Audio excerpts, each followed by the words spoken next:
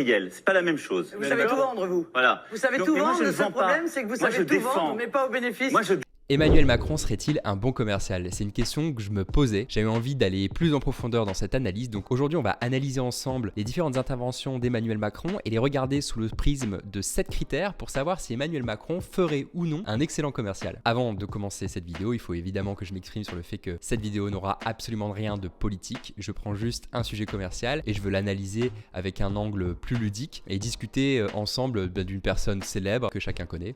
Et du coup, on va l'observer sous le prisme commercial. Ça va être hyper amusant et c'est ce qu'on va faire aujourd'hui.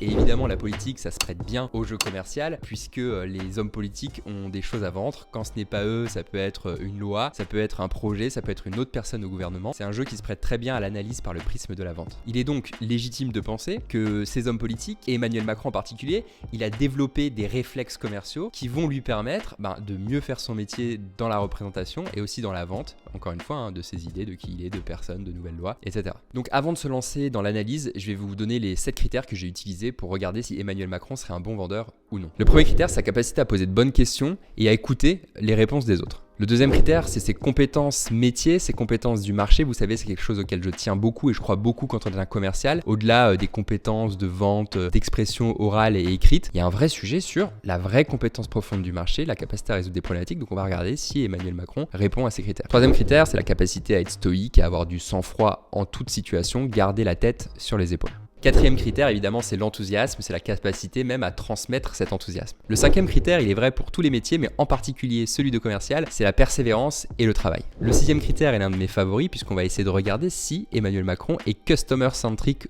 ou non. On va regarder si Emmanuel Macron, il veut aider les autres, il veut se mettre à leur service, il se met à leur place, s'il veut leur apporter de la valeur. Et enfin, un critère extrêmement important sur cette chaîne The Good Sales, c'est la transparence et surtout l'honnêteté intellectuelle. Est-ce qu'Emmanuel Macron fait preuve d'honnêteté intellectuelle dans ses discours? Avant qu'on regarde les différents discours, moi j'ai pris des extraits. L'idée ici, c'est pas de dire s'il y a plus d'extraits que d'autres, alors Emmanuel Macron est comme ci ou comme ça. C'est une vidéo ludique. Je prends des extraits, je les sors de leur contexte politique et j'en parle par une grille d'analyse qui est celle de la vente. À la fin, on va pas lui donner des bons points ou des mauvais points. On va juste utiliser ses discours et ses interventions comme prétexte à discuter ensemble de ce qu'est un bon commercial ou non. Et on va le faire sur cet angle un peu décalé qui est celui de l'analyse d'un président de la République. Allez, c'est maintenant, on va se lancer tout de suite dans l'analyse pour voir si Emmanuel Macron serait un bon vendeur. Critère 1, est-ce que c'est quelqu'un qui est capable de poser des bonnes questions et d'écouter les réponses? Ce critère, il a été assez compliqué à analyser puisque évidemment les hommes politiques, souvent on les regarde parler. On n'a pas forcément d'enregistrement où il va être lui dans l'analyse et lui va poser des questions. Quand on voit les hommes politiques en débat par exemple, on voit qu'ils se coupent souvent la parole les uns les autres. Sortir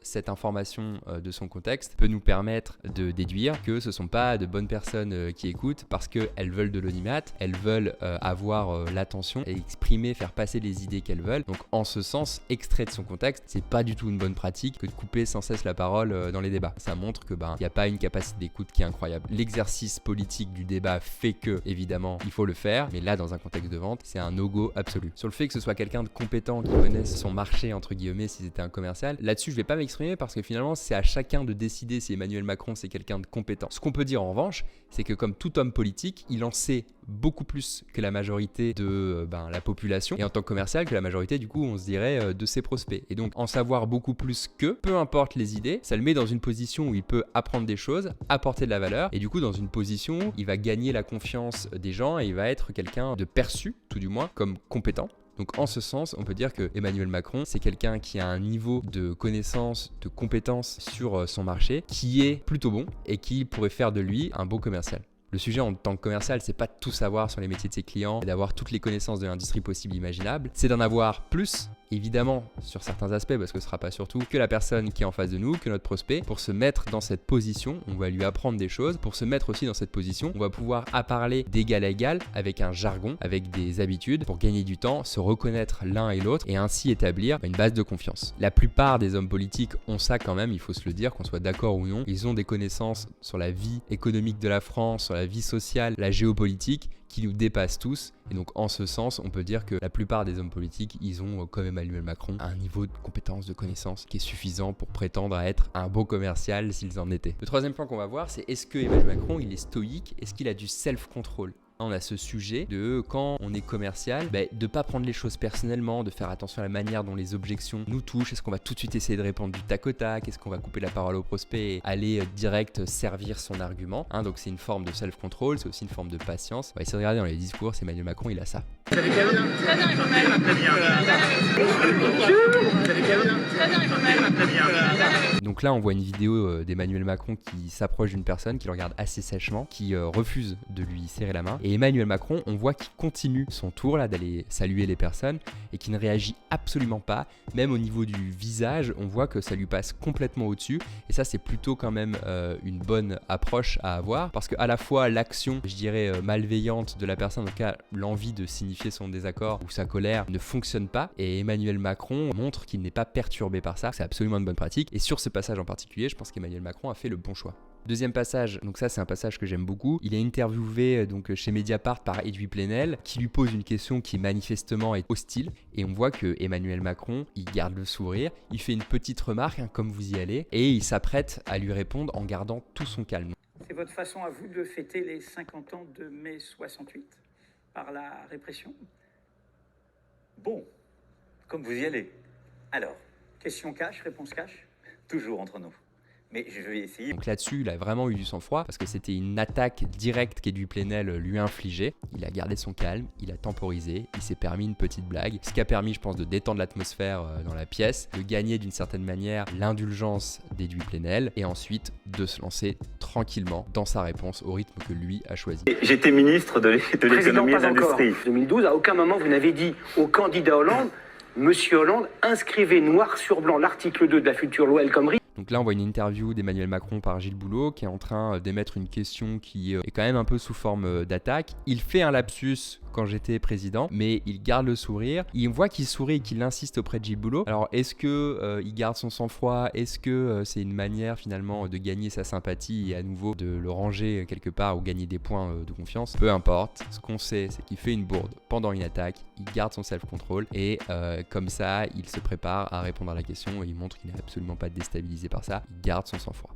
Sur ce passage-là, je dirais que définitivement, Macron, c'est quelqu'un qui sait faire preuve de sang-froid. Heureusement, c'est son métier. On a vu d'autres présidents de la République, et pas forcément en France, qui n'avaient pas du tout cette compétence-là. Lui, sur ses passages, il nous prouve qu'il l'a eu à ces moments-là. Et du coup, en tant que commercial, dans des situations virulentes avec des prospects, alors ça arrive pas souvent, mais les petites piques, les objections, il saurait évidemment très bien gérer ça. Alors j'ai pas changé de décor, mais évidemment j'ai changé d'avis. Pourquoi? Parce que je me suis rendu compte qu'en tournant la vidéo, j'ai eu un problème technique avec l'enregistrement, il n'y avait plus de sauvegarde, donc il va falloir qu'on recommence. C'est la raison pour laquelle je ne suis pas habillé de la même manière, parce que l'on n'est pas le même jour. Donc tout de suite, on va regarder la prochaine vidéo sur la question du sang-froid, pour voir comment Emmanuel Macron s'en sort. Donc ici, on voit une vidéo en fait où Emmanuel Macron, on le voit manifestement agacé et répond à une question qu'une journaliste lui a posée et visiblement la question ne lui plaît pas. Il ne s'en cache pas, il perd son sang-froid et répond de manière plutôt virulente. Donc là ici, on voit que Emmanuel Macron a perdu son sang-froid et d'ailleurs quand on regarde la vidéo, c'est pas forcément une situation avec laquelle on se sent à l'aise alors qu'on n'est même pas à la place de la journaliste. Visite de 3 jours dans un pays comme l'Inde qui manifeste toute la richesse que vous avez dû tirer de ce déplacement. Tout l'intérêt que vous portez à ces questions stratégiques et à ce que je dis depuis le début de notre rendez-vous. Quand vous êtes président de la République et à l'étranger, vous êtes souvent accompagné, comme je l'avais fait en Chine lorsque je m'étais rendu dans quelques lieux avec mon épouse pour mieux comprendre un pays. Mais si la frustration de ceux qui n'étaient pas là les conduit à poser des questions de ce type, c'est en effet à se poser la question jusqu'au bout de savoir si ça ne devrait pas être totalement fermé aux médias. Et je tiens vraiment à vous remercier pour la grande qualité dont vous venez de faire preuve. S'il y a des questions de fond, je les prends toutes. Donc là-dessus, évidemment, c'est un no-go. Emmanuel Macron a mal agi. S'il avait été commercial, il aurait dû garder son sang-froid. Par là, je ne veux pas dire qu'il faut tout passer à ses prospects et tout accepter. Mais enfin, si on sort finalement cette vidéo de son contexte, c'est jamais une bonne pratique de perdre son sang-froid, de montrer qu'on est agacé, de lancer des piques à son prospect. En tout cas, si on le fait, il faut le faire de manière habile, plutôt avec le ton de l'humour et jamais sans blesser. Et sur cette vidéo, on peut se poser des questions sur les intentions d'Emmanuel Macron. Il faut bien retenir une chose, c'est que quand on est commercial, c'est notre job d'absorber, c'est notre job d'accepter et de bien réagir à ce que le prospect va faire, même s'il est dans son tort. C'est nous, la variable d'ajustement, je le dis toujours, c'est à nous d'être, entre guillemets, plus mature ou en tout cas moins sujet, moins esclave de nos émotions. Ce que je veux dire par là, c'est que c'est à nous de faciliter les échanges, même si on est attaqué. Pour faire ça, il faut du sang-froid et il faut le garder. C'est quelque chose qu'il est important de retenir parce que les prospects qui vont vous faire des objections qui parfois sont virulentes, qui vont vous faire remarquer des choses qui sont gênantes, ça est déjà arrivé probablement et ça va encore arriver. Apprenez à le gérer plutôt que de le subir. Le quatrième critère sur lequel on va regarder Emmanuel Macron, c'est son enthousiasme et sa capacité à le communiquer. Alors là, évidemment, j'ai pas pu m'en empêcher et vous me voyez venir. Je vais vous montrer le discours d'Emmanuel Macron avant la présidentielle où il s'est fait élire. Mais maintenant, votre responsabilité, c'est d'aller partout en France pour le porter et pour gagner. Ce que je veux, c'est que vous, partout, vous allez le faire gagner parce que c'est notre projet. Si tous les commerciaux faisaient preuve de la moitié, du tiers même de l'enthousiasme dont Emmanuel Macron fait preuve dans ses discours, je pense que les prospects ils seraient beaucoup plus enchantés à l'idée de travailler avec eux et les ventes seraient bien plus faciles. Alors évidemment, on va pas faire comme Emmanuel Macron et se faire mal aux cordes vocales en plein rendez-vous, ce serait mal perçu, ça pourrait être contre-productif. Mais ce qu'on veut illustrer ici avec ce passage, c'est montrer la force de l'enthousiasme. Alors évidemment, Emmanuel Macron, il a été pas mal critiqué ou en tout cas moqué pour ce passage. Ce qu'on retient quand même, c'est l'énergie. Ça, on peut pas le nier. Ah oui, et d'ailleurs, pour ceux que ça intéresse, la petite anecdote, c'est que Emmanuel Macron, depuis que sa voix a déraillé pendant le discours, il a pris un coach qui est en fait un ancien chanteur d'opéra. Ce coach, il s'appelle Jean-Philippe Lafont. Voilà, donc si jamais vous avez un discours et que vous n'avez pas envie que votre voix déraille comme Emmanuel Macron, bah lui, il a choisi cette personne, comme ça vous le saurez. Ça dit autre chose sur l'attitude qu'on peut avoir en tant que commercial, c'est que lorsque on a un problème manifeste, une forme de faiblesse, eh bien on peut toujours avoir recours à un suivi, à du coaching en interne, à de la formation. Là aussi ça peut être en interne ou en externe, mais en tout cas il faut agir. C'est ce qu'Emmanuel Macron a fait. Donc s'il était commercial, bah là-dessus ce serait plutôt une bonne pratique. Le cinquième critère d'analyse qu'on avait choisi, c'était la persévérance et le travail. Là-dessus, j'ai pas vraiment de vidéo à vous montrer, mais on peut avoir une idée de quel type de commercial est Emmanuel Macron en regardant d'autres choses. Par exemple, pour le discours qu'on a vu juste avant son élection à la présidentielle, eh bien, il faut savoir qu'il a fait 27 versions différentes avant de se décider. 27, c'est un signe de perfectionnisme, c'est aussi la preuve qu'a priori Emmanuel Macron est un gros bosseur et quand on regarde des interviews de personnes qui parlent de lui, ils se rejoignent tous sur ce point, c'est que c'est quelqu'un qui travaille beaucoup. Donc la préparation, c'est important. On sait que c'est pas le seul ingrédient pour réussir une vente, mais assurément, c'est l'un de ceux qu'il faut jamais oublier. Alors évidemment, vous n'êtes pas obligé de vous préparer avec 27 différentes versions d'un prochain rendez-vous. Ce qu'on illustre ici, c'est que si Emmanuel Macron était un commercial et qu'il se préparait comme il s'est préparé pour ce discours-là, eh bien, ce serait plutôt une bonne pratique. Alors on serait dans le zèle évidemment, mais dans l'intention, la préparation, c'est une excellente pratique commerciale et je vous encourage à ne jamais l'oublier. Alors parfois, on a le temps d'en faire des longues, parfois un peu moins, mais préparez toujours vos rendez-vous. Ça va vous donner un avantage sur lequel vous allez pouvoir reposer pour construire votre vente. Sixième critère, est-ce qu'Emmanuel Macron est orienté client? Est-ce qu'il est customer-centrique? Est-ce qu'il se met à la place des gens? Est-ce qu'il veut leur apporter de la valeur? Est-ce qu'il imagine comment il souhaite acheter pour construire sa stratégie de vente? Attendez, je vais pas me déshabiller, ne vous inquiétez pas. Là, je suis un peu ému quand même, je vous l'avoue, alors que... Non. Moi, Monsieur Macron, et j'espère que... Donc là, sur ce premier passage, on voit que Emmanuel Macron discute avec une femme qui, a priori, est là pour exprimer une forme de mécontentement, donc forcément pour lui dire qu'elle n'est pas d'accord avec lui. Et on voit ce qu'Emmanuel Macron fait, c'est quelque chose d'assez original, puisqu'il se met à son service. Pas forcément comme on imaginerait qu'un président se mette au service des gens, mais là, il fait ce qu'il pourrait faire de plus basique, il l'aide à enlever sa veste en lui tenant sa bouteille. C'est assez original, c'est customer-centrique. Il s'est mis à sa place, il a vu qu'elle avait du mal, il a fait la seule action qu'il a vue à ce moment-là pour pouvoir l'aider.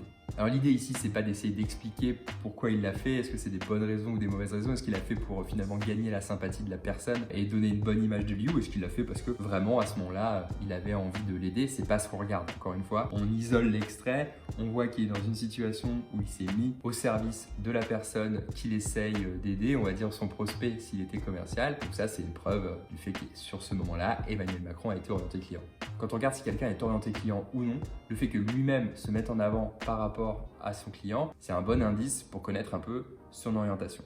Et donc là, mon outil d'analyse, c'est cette interview qui date de mai 2020 par le magazine Challenge, où on voit une analyse d'Emmanuel Macron. Donc là, dans l'article, on voit que ce qui est reproché à Emmanuel Macron, c'est d'avoir une communication qui manque d'humilité, qui est trop verticale, voire même jupitérienne. Et ça, c'est un indice direct qu'Emmanuel Macron se met trop en avant, qui veut donc dire qu'il ne serait pas assez customer-centric, qu'il ne serait pas assez orienté client. En tant que commercial, c'est problématique, hein. L'exemple, c'est le commercial qui parle tout le temps de lui, qui donne des leçons à son prospect, qui ne parle que de son produit et de ses superbes avantages, sans se mettre plus dans une posture d'écoute et laisser le prospect plutôt se mettre en avant. Alors, c'est assez facile pour un personnage politique, évidemment, de faire cette remarque, puisque l'exercice politique veut qu'on se mette en avant, mais imaginons que dans l'ombre, dans le travail finalement de stratégie, le jus de cerveau qui est mis par le président de la République et son équipe, s'il est effectivement dans ce type de communication, alors on considère qu'il effectivement il se met trop en avant. On sait un commercial qui se met trop en avant, ça a tendance à agacer les prospects, c'est vraiment une mauvaise pratique, donc là-dessus Emmanuel Macron,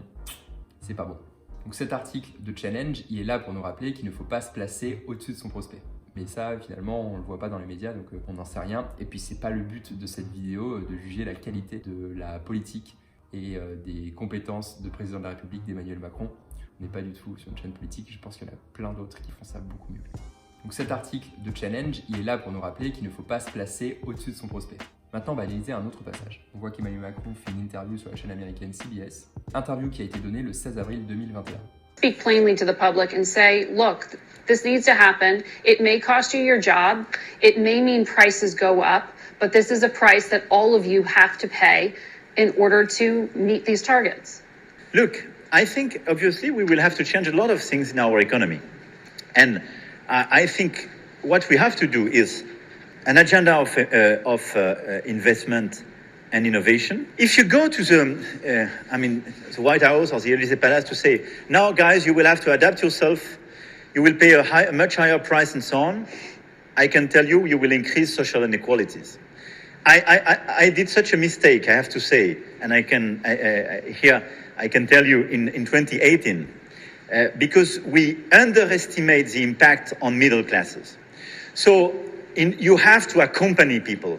This is something totally new. This is a revolution, but this revolution, if you want it to happen. Là, on a Emmanuel Macron qui dit très nettement qu'il a fait des erreurs, c'est clair, et qu'il ne s'est pas assez mis au service des Français.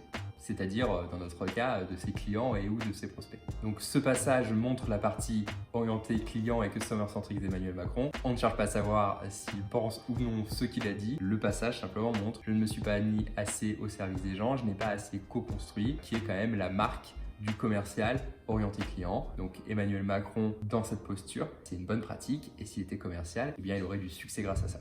En disant aussi sur cette interview de CBS qu'il a fait des erreurs, il gagne des points entre guillemets où c'est des bonnes pratiques dans la catégorie de l'honnêteté intellectuelle et de l'humilité, qui sont aussi des choses qu'on va rechercher chez un excellent commercial. Donc avec cette réponse, il fait double coup. D'un côté, il montre qu'il a de l'humilité et qu'il est honnête, et de l'autre, il montre qu'il va être plus orienté client et qu'il valorise cet état d'esprit. Ça, c'est aussi quelque chose qu'il a fait pendant la période de la pénurie de masques pendant le Covid-19. Le gouvernement a eu différentes positions et différentes communications à ce sujet. Et plusieurs fois, Emmanuel Macron a avoué ses erreurs de communication. Et donc là-dessus, je ne vais pas vous remontrer des passages, mais c'est exactement dans la même lignée que ce qu'on vient de voir. Septième et dernier critère, on va regarder si Emmanuel Macron fait preuve de transparence et d'honnêteté intellectuelle. Le problème que les commerciaux ont avec l'honnêteté intellectuelle, c'est que souvent, quand ils ne sont pas honnêtes, c'est pour pallier à des manques de connaissances du métier, du produit, du secteur d'activité. Et ils préfèrent feindre de savoir plutôt que de dire qu'ils ne savent pas, ou plutôt de dire qu'ils vont aller chercher des solutions pour le client. Ça, la plupart des clients, ils s'en rendent compte. Ça détruit la confiance qui a été construite, ou en tout cas une partie. Et c'est pas bon. C'est pour ça que l'honnêteté intellectuelle, c'est très important. D'un côté, si on ne l'a pas, ça va détruire la confiance, et de l'autre, si on l'a, ça peut montrer que les gens peuvent avoir confiance en vous et que vous n'avez pas de problème à dire « je ne sais pas ». Tant que vous dites que vous allez apporter une solution, vous n'avez pas de problème à le dire. On va voir comment Emmanuel Macron travaille avec ces deux critères. Alors là, j'ai pris un passage que je trouve assez rigolo. C'est Emmanuel Macron qui lit un discours qu'on lui a écrit. Et en lisant le discours, en fait, il se rend compte qu'il n'y comprend rien. Et sa réaction, quand il commence à comprendre qu'il ne comprend pas ce qu'il lit et que les autres voient que lui-même ne comprend pas ce qu'il lit, c'est de baisser les armes et de dire à la fois je n'ai pas compris, l'honnêteté intellectuelle, et à la fois, je veux de la transparence entre nous, je veux que les choses soient claires. Je vous lis ce qu'on m'a mis. Dans la composition des instances dirigeantes et dans les modalités d'organisation interne. Bon, initialement, je n'ai pas compris cette phrase. En gros, ça veut dire... Parce que moi, la relation que je veux instaurer avec vous, c'est plutôt une relation de clarté. En faisant ça, il transforme une situation où c'est quelqu'un de peu clair qui lit son texte en c'est quelqu'un de transparent et d'honnête intellectuellement. Alors c'est probablement un mix entre la réalité et une manœuvre, puisque de toute évidence, c'est lorsqu'il commence à fourcher sur les mots qu'il se met à avoir cette réaction, peu importe. Un bon commercial ferait probablement la même chose, c'est de baisser les armes et de dire ce qui est manifeste, c'est-à-dire le discours n'est pas clair, je ne sais pas ce qu'il en est, plutôt que de continuer de creuser son trou et de feindre la connaissance pour laquelle personne n'est dupe et donc qui aurait plutôt tendance à agacer les gens. Dire « je ne comprends pas », dire « je ne sais pas », dire « je ne suis pas sûr », c'est une forme d'honnêteté intellectuelle qui va vous faire gagner de la confiance, qui va vous faire construire une relation avec le prospect et qui sera très appréciée. Alors attention, ici effectivement, je l'ai dit tout à l'heure, je ne sais pas si c'est une manœuvre de sa part pour garder la face ou non, mais nous on sait qu'en tant que commerciaux honnêtes et compétents, on veut avoir une démarche qui est saine. Donc en premier lieu, on ne va pas essayer de feindre une connaissance qu'on n'a pas. Ça nous évitera de faire des pirouettes pour essayer de retomber sur nos pattes. C'est ce qui va nous démarquer des autres commerciaux. Alors pourquoi ça nous donne un avantage? Parce qu'on voit trop souvent des commerciaux qui disent à leurs prospects « évidemment qu'on fait ça, bien sûr qu'on va y arriver, etc. etc. » Enfin, vous connaissez les classiques, ça les énerve même les gens en interne derrière qui doivent se récupérer des choses infaisables à faire. Et ça, ce qu'il faut se dire, c'est que le prospect, le client, il n'est pas dupe, il voit ce qui se passe. S'il ne le voit pas maintenant, il le verra plus tard. Donc maintenez votre intégrité et soyez des personnes honnêtes intellectuellement avec leurs prospects. Donc en maintenant cette intégrité, vous resterez évidemment droit dans vos bottes, vous serez mieux dans vos baskets et ça fera de vous un excellent commercial. Vous allez dégager quelque chose que les autres ne dégagent pas qui va vous faire gagner. Donc Emmanuel Macron montre ça. Est-ce que c'est vrai? Est-ce que c'est sincère? C'est pas le sujet de cette vidéo. Le sujet, c'est que si on prend cet élément, qu'on le sort de son contexte et qu'on le parallélise avec ce que c'est que le métier de commercial, eh bien c'est une bonne pratique d'être à la fois transparent, de prouver de l'honnêteté intellectuelle auprès de ses prospects. Alors, si Emmanuel Macron venait chez vous pour passer un entretien et devenir commercial de votre entreprise, est-ce que vous l'embaucheriez ou non? Ça, c'est à vous de juger. On a vu des passages sur lesquels ça allait bien et des passages sur lesquels ça n'allait pas bien. J'espère que ce format qui est un peu nouveau vous a plu. Si c'est le cas, n'hésitez pas à me le faire savoir. Moi, j'ai trouvé ça hyper intéressant à faire, d'aller dans l'analyse plus en profondeur. C'est peut-être quelque chose que je referai avec d'autres personnages connus. Alors oui, je viens de faire une vidéo qui mêle à la fois de la politique et de la vente. Tout ça pour dire que moi, je suis un passionné de la vente. J'ai toujours vendu. J'ai commencé assistant d'un directeur commercial à être jusqu'à directeur commercial. Et aujourd'hui, j'aide les entreprises et leurs commerciaux qui font de la vente complexe à vendre plus, à vendre mieux. Je forme des commerciaux qui sont honnêtes et compétents avec mon cabinet de conseil qui s'appelle MIM, Meet Your Market. Donc si jamais vous avez des sujets concernant les ventes dans votre entreprise, eh bien, vous pouvez me contacter. Je vais vous mettre tous les détails dans les commentaires. Si jamais vous voulez des conseils gratuits pour vos commerciaux tous les mois pour les aider à vendre plus, à avoir le bon état d'esprit, je fais une newsletter qui s'appelle The Good Sales. Elle est aussi en commentaire. Vous pouvez vous aussi vous y abonner et comme ça vous recevrez les dernières vidéos, vous recevrez les conseils et les outils qu'on lance pour aider les commerciaux. Et j'espère que déjà ça va vous aider à progresser. Sur ce, je vous souhaite d'excellentes ventes, un très bon trimestre et je vous dis à bientôt.